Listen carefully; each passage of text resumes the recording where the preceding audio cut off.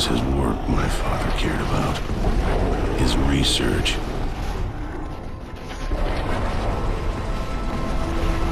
He tried to save his work. I tried to save him. Hello there, Sera from 17 once again, introducing you to my Gears of War 3 Insane Difficulty video walkthrough. This is Act 5, Chapter 4, entitled Threshold, and you'll notice my entire team have different weapons, as I mentioned in the last video. I had to restart, and this is what I came out with. 2 of them have boom shots, 1 of them has a torque bow, I have a torque bow and a sniper rifle, and this is a potentially difficult level. The reason I say potentially difficult, if you don't have a sniper rifle or if you're not good with the torque bow, making the shot on this guy is extremely challenging. In fact, it's probably almost impossible unless you have these kind of weapons. And then doing the next section with all the blood mounts and all the bullshit that turns up, it's very hard. And when I got here, I didn't have any special weapons. I couldn't kill the mortar guy. I was killing the blood mounts with a lancer, and it just was taking too much, and they kept killing me, so I restarted. But as soon as this starts, as soon as the cutscene gets skipped, you need to shoot the guy in the face. So press back to cancel the conversation, and then take his head off. There you go, his head is gone. Now no mortars will fall on the battlefield. You are free to take your time and kill everything that moves. And because my team are a bunch of explosive psychopaths, they're just going to be firing torque bows and boom shots and all sorts of madness, and I'm going to be joining them, so everything's going to be going down very quickly. It's almost embarrassing how quick this fight can be when you do it this way, but I will say this much: if you do it differently, this can be very difficult. And it's not over as well, because as you push around this area, you will be fighting more and more enemies. They'll keep popping up, and there's a lot of difficult ones. There's armoured cantuses, there's blood mounts, there's they definitely throw, you know, everything but the kitchen sink at you at this moment. And if the guy's mortaring you, God, it's just so bullshitty. It's just one of those things where you can't focus on 2 different things at the same time. It's nothing to do with multitasking, it's just on insane. You die too quickly to any one given thing, let alone 7. So it's just unrealistic. But when you push up here, you'll trip a spawn. There's the spawn. There's a bunch of just standard Theron Royal Guards and an armoured Cantus. I do believe there's a blood mount that makes its way across as well. I'm just going nuts here, firing bloody torque bow rounds and not hitting anything.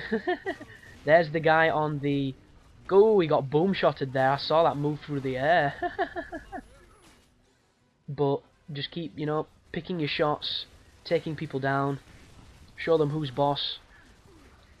And I don't think you should have any trouble if you follow this recipe of success. Let your team do a hell of a lot more work than you need to do. They're all packing really good weapons. And just try and stay alive, because once you get to the top, you will hit a checkpoint, and then you'll have to defend the front of this tower, which is actually a lot more fun than it is challenging, which is cool, and it makes a nice change. So take your time, dodge the torque bows because they're everywhere, pick up as much ammo as you can, just compete with your team to get kills, because this bit can be super challenging. Especially if they've got boom shots, because there's something about giving the AI boom shots where they just turn into death machines. It's unbelievable. Absolutely unbelievable. So there's a curb stomp, even though the camera went kind of squirrely. And there you go, there's the toll telling you that the conflict is over. We can now have a nice breath and relax, and then push onwards to the next point. So I kind of fuck up here, because what happens is, in the middle of the fountain is where I like to defend this area. I don't defend on these sandbags, and what I try to do is, I run over to the fountain, I pick up the mortar launcher, and I bring it all the way back to these sandbags. The only problem is, I end up hitting a checkpoint, which fucks me, because I can't get back to where I want to be with the mortar launcher to use it effectively, so it kind of screws me. So what I would say, that's me celebrating because I took the guy's head off and he's a dickhead. What I would say is, stay here, pick up the mortar, leave it here, run all the way over to the sandbags, trigger this next fight, run all the way back to the fountain and use the mortar on everything. I don't do that because, you know, I was trying to get sneaky and it didn't pay off. But I made the mistake, so you don't have to. Sounds like the worst catchphrase since, you know, fucking Sill It Bang. But here we go.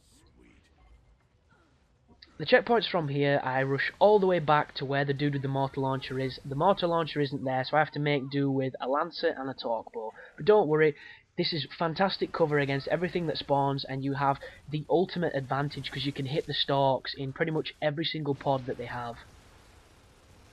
I can't remember if there's a gunker on this part or if it's just the dredgers that you have to worry about. That's a dredge firing at me. I can spot that from a mile. And that's a gunker, so yes, I was correct on both counts. He will be content in fighting your buddies if you let him. I'm still going to try and kill him because I don't like him. And I was wondering if you could get a torque headshot on the guy, but I don't think you can. And if you can, he's probably got to be super weak. But there's 2 torque bow shots at him. He hasn't fired at me yet, so I'm going to give over and let my team finish him off and focus on shooting the pods. If your reticle goes red, even if you can't see the pod, you can hit it. And there he goes, he's just blown up. That's the first gunker down. And you'll notice that all the Lambent will take cover showing their backs to you, so you can just use this vantage point to expertly pick them off. That is a mutated dredge, so you make sure you kill him. 1 torque bow will be enough to make him burst. He's a nervous Lambent. And then just to finish off everybody else, both of the stalks have now withered and died. You just have to pause the game randomly for no real reason. No, to my right there, where I'm killing that guy, there seems to be a bunch of the standard Lambent guys with the shotguns and assault rifles that keep bursting up every so often and going into cover. So I think they're just filler to make this a little bit more epic than it is. So keep picking them off. You can probably move forward now because these guys aren't very dangerous, but I'm just going to stay in this vantage point because it's safe until I hear the chime and the tone that tells me that I've won. But keep peppering them. There he is. There's a headshot. There's 1 guy left now, and he's rushing the nest. Any more? There you go, there's the chime. We've just effectively beaten Chapter 4, so I will see you in the next chapter, guys. Thanks for watching, I hope it's helping, and you take care now.